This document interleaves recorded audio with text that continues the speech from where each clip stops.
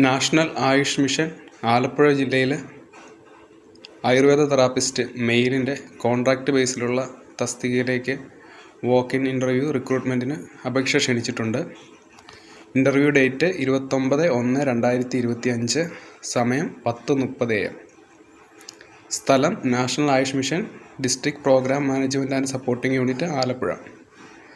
Anticipated number of vacancies ആണ്. Age limit 29/1/2025 40 വയസ്സ് കൂടാൻ പാടില്ല. പേ കൺസോളിഡേറ്റഡ് പേ ആണ് 14,700 രൂപ പെർ മന്ത്.